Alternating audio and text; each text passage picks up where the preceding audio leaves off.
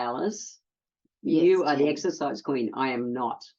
I don't like exercise. I only exercise for fun, where you, well, I exercise because it's good for me, but I have a totally different take on it to you, where you really, you're the exercise queen. Tell me about your exit story, I think. It doesn't come naturally to you, does it, Jen?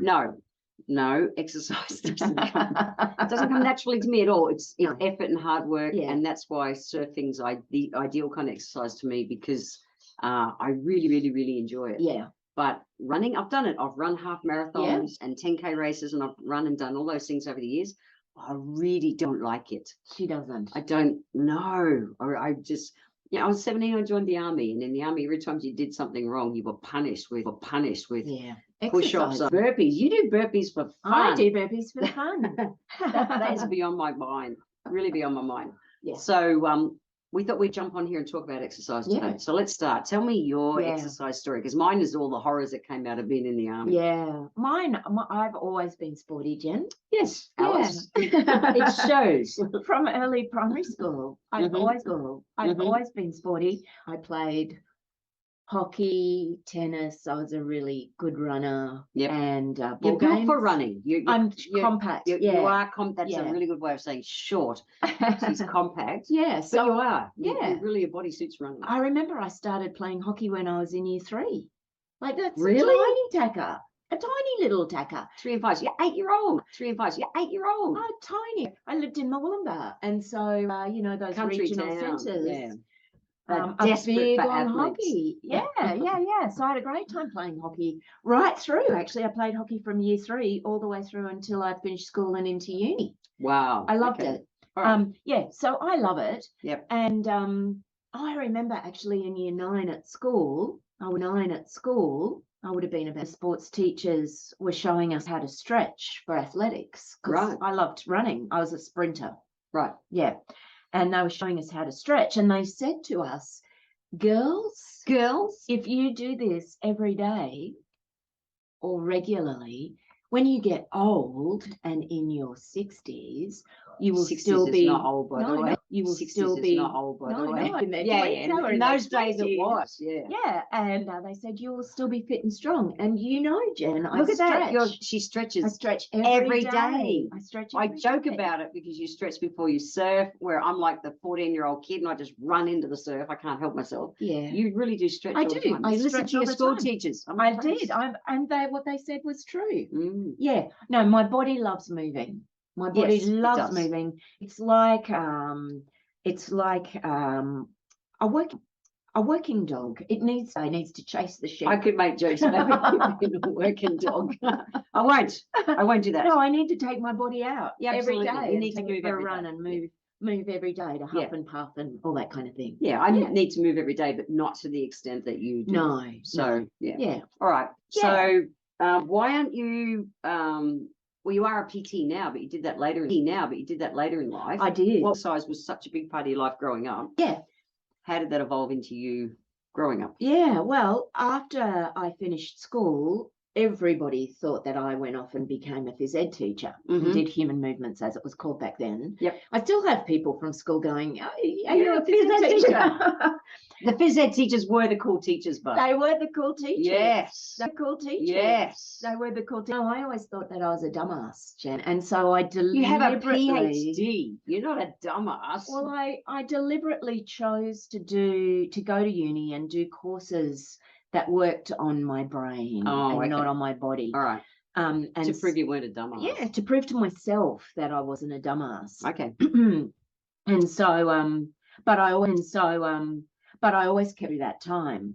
And in fact, I'm such a terrible waitress. Everybody waitresses in their early years of uni. While they're doing uni. Or post-secondary study. And I am the Mr. Bean of waitressing. Right. So instead of waitressing, I trained as an aerobics instructor in the 1980s and 90s. For those of you who are watching this on YouTube, this is not just listening to the audio as a podcast. She's going to show you some of her favorite 80s moves because she still does it. When we heard last night, and I love your hands. You turn into the grapevining 80s. I do. Check the way you dance and how you're an aerobics girl. I love it. I taught jazz fitness. Jazz fitness. Jazz fitness and Ooh. super fitness Excellent. in Sydney In the 80s. In the 80s, Ah. in Bondi Junction at a great gym. Yeah. There you go. Yeah. So I always kept myself moving. I had my son Hewan even then. I remember we used to walk so much the mountains of the hills of Beachmont. Yeah. I wore the tires out on the stroller. No one wears the tires out on the stroller. You never told me that story. No, That's a crack up. Yeah, I love it. Okay, I good. did. Look, I just find, Jen, moving my body clears my mind. Yes. You know, all these years I have worked through my problems, my issues, my challenges. Your stresses My of stresses. life. When I was doing my PhD, when I was writing my PhD, I literally integrated all of that information I was taking in and turned it into knowledge and my PhD. You ran your PhD. I did. Yes, that's a sporty girl. I love it. But Right. anyway, when So I you did your PhD in your 40s, in your 30s. I did in my 40s. Yeah. And that's a story for another day. And I had, 20 plus years in the environment movement, just poured myself into that world. Then I burnt out. Time of burning out, I just went enough. And I was doing sessions with the PT. This is sort of late 40s. And he just for your own, the PT was training you for your own health. For my own health. Yep. And you always have these quite like that. PTs are like hairdressers. You tell them your stories and your I whinge. Kind of innermost. My poor PT, I whinge to her. You do. And I was whinging to my PT about my career that just burnout and angst. And he said, why don't you train? Why don't you retrain and become a PT? You're really fit and active. Why don't you do it? And I did. So when I turned 50, I stepped away from that 20 plus years of activism. Yep. And I retrained as a PT and fitness instructor and a yoga instructor. And then a couple of years later, I trained as a surf instructor. And so I've had now 10 years of that wondrous career of movement, mindful movement, physical movement, and helping other people to move their bodies. And I love it. Yeah. And I love that we crossed paths in surf, which is how we met. And we'll talk about surfing as seniors in another episode. Because we both, you took it up in your late 40s. We both started surfing late in life. So we'll talk about that on another episode. So hang on for that one. It'll be really cool. But what I've learned for me is that I still have the mind of a 20. I'm 20 years old. If inside you are. If that on the inside, I know I can do it. I'm the lug and everything. You are kind of gardener. You are, Jen. And I can do all the same kind of stuff as I did as a 20-year-old, as my spirit is, but I take longer to recover. Yeah, you wear it, don't you, with some injuries. Yeah, so I can still do it, but I can take longer to recover. And I love that part of your training that you do, that I know all that it's really mindful of you as a way to prevent injuries. You do the work in advance. You live from a place of prevention so you don't get injured. I do. Tell us about that. Well, I went through a lot of my life teaching aerobics and moving and things, and I used to really thrash my body. Mm-hmm. And I did wear those injuries. And I know very clearly, I feel like I'm 18 or 20 years old inside as well. And I know I go to a group fitness session, or even if I now go to a PT, I will push myself too hard because I have a very competitive streak around me. Not competitive at all. You are so competitive. I love it. But when I turned in my late 40s, I'd taken up surfing, I was loving surfing. I got very involved with, and I realized that if I didn't pull back from, my body didn't want to be thrashed anymore. Yeah. And I listened to it. Oh, that's just why I don't exercise like you do. I just don't want to thrash my body anymore. I listened to my body, and it didn't want to do the sweaty stair runs anymore. Yeah. And it didn't want to thrash itself in group boxing, and that kind of thing. And I for a while there, I just did yoga and walked a lot, and I just let my body kind of reset. And I also wanted to do things like run again, but run not to kind of churn through problems or issues or I wanted to run just for the joy of it. Oh, Just for the joy of it. oh wow. A different thing. Yep. And so I kind of retrained myself. And now I really focus on moving my body so that my posture and my technique are correct. Yep. And that I'm following my breath. I'm working mindfully with my breath so that there's a sense of alignment, physical, mental, emotional alignment when I do my exercise. So to jump in for a second. Yeah. You, because you're a Qigong teacher and the yoga teacher and all those things, breath become a more important priority in your exercise as you've studied those things versus when you're younger, you just kind of Absolutely. Yeah, okay. Absolutely. And now I'm having read James Nestor's book, Breath, great book, in the last 2 years. My running now, I'll run the beach, and or any of my exercises, I'm very breathing in through my nose breathing. Yep.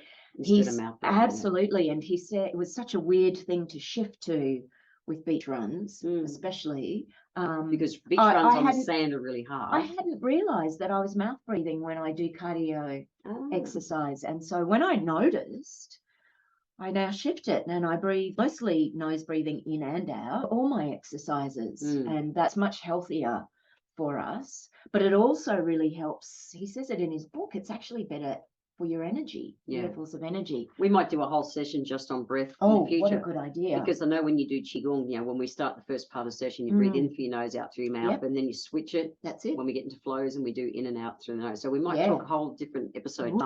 It's mindful breathing is a big thing. So we will. Yeah. That's going to be another episode too. I can't remember what question you asked me, but I know we want to talk about exercising generally now, and that all the science points to the fact that we must move our bodies for health, for brain health, for physical health, for mental health, for emotional. Not just, I know a lot of people just think of, and I did too when I was younger, I just thought, we're doing it for cardio health. Right. Yeah, to keep, good circulation and all those kind of things. Yeah. But what I've learned as I've gotten older, and I had one of my mentors maybe about 14, 15 years ago, so, late 40s probably, he said, you want to really concentrate on retaining muscle, lean muscle. And the reason is that so many people, as they age, they start getting Alzheimer's and detention, just like at school, and dementia. Yeah. Because they don't have enough lean muscle to squeeze the muscles, for the muscles to squeeze and literally pump the blood through to your brain, because it's all uphill, for your blood to get up to your brain. And so if I really took that on, that it was something I needed to mindfully build muscle and retain muscle, as I had to talk about that kind of stuff, to also help prevent Alzheimer's and dementia. Oh my God. I'm like, I want to do everything I can to keep my brain. Yeah. So, and you're a lean, muscly little bugger. But I just want to show people this great book. Well, read it out, because people on the podcast can't see. Dr. Sanjay Gupta has written a book just recently. It's come out called Keep Sharp, Build a Better Brain at Any Age. We'll put a link in the show notes. Yeah. So you can go to the show notes and get a link to the book. And he's a neurosurgeon, he's a brain surgeon, and he's a journalist. And who specializes in talking about brain health. Yep. And he says in this book, fitness could very well be the most important ingredient to living as long as possible, despite all the other risk genetics included. And exercise is the only behavioral activity scientifically proven to trigger biological effects that help the brain. Whoa. And in the studies that he cites in that book, when we talk about mild cognitive impairment, things like Alzheimer's. Yeah. So the studies and the work done around health policy in the United States around MCI, mild cognitive impairment, the most important thing we can do to prevent that from going further, they've looked at different medications for that, as well as exercise, and exercise trumps them all. Woo! It is, if I remember rightly, for a big length of time of exercise. Even people just moving their body, minutes of a day makes a difference. That's it.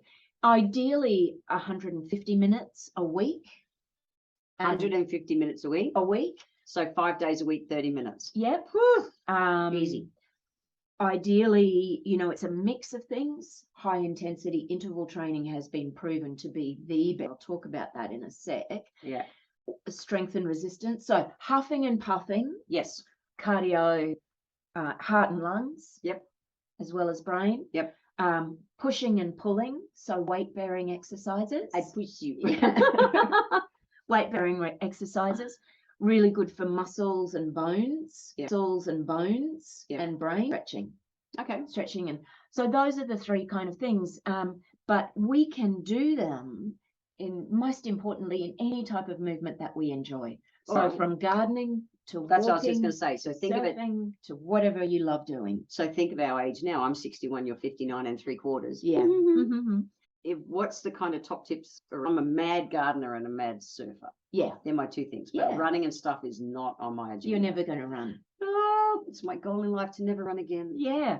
So first tip, do stuff that you love doing. Surfing and gardening. Yeah, because if you love it, you'll do it regularly. Yeah. Yep. I do a mobility and strength session twice a week. Yeah, to you support do my with a surfing. PT. Yeah, with a PT to help my surfing. Absolutely. There's your big why. You do that weight bearing strength and resistance work, not because you love doing it, but because it supports your surfing. Yes. Yeah.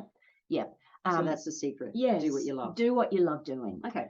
Mix it up. So while you're doing what you love doing, even if it's gardening or walking, mix it up so that you're putting a little bit more intense and then you pull back, which is called intensity gardening training. fast and then gardening slow. Yeah. Or you might be down on your knees pulling out weeds, and you might decide to go for 30 seconds really hard pulling out those weeds. Right. And you might want to run them up to the compost bin or to the garbage bin or wherever, the green bin, and then walk back and you let your body settle recover. Yeah. There's lots. So that's high intensity interval training. Means you go for a short amount of time hard. Yep.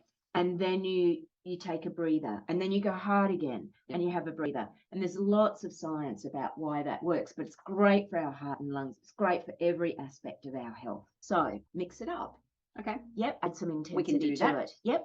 And high intensity just means fast, slow, fast, slow. Fast, slow. Got it. And we know when we look at animals, even when you look at our domestic dogs or cats, when they play, they'll go hard and then they'll rest. Hard, rest. And when we watch little children, they'll get really puffed, they'll catch their breath, and then they'll go again. It's actually hardwired into our us bodies to do that kind of thing. So in day-to-day life, do we generally just not go as physically hard? Because we go hard in our brain and that. Yeah. But in our exercise, we don't go hard enough to get enough. Yeah. Like how heart racey is it? It's pretty serious. Yeah, we want to get the heart rate up, and then we want to settle it. And this is where working with the breath is really useful. Okay. So as we're going hard, breathe deep, half. Yeah. Yep. And then come back to center. When I teach my people high intensity, I get them to go for 30 seconds hard. Yep. Then we go have a rest for 10 seconds where they take a couple of deep breaths. Then we go again.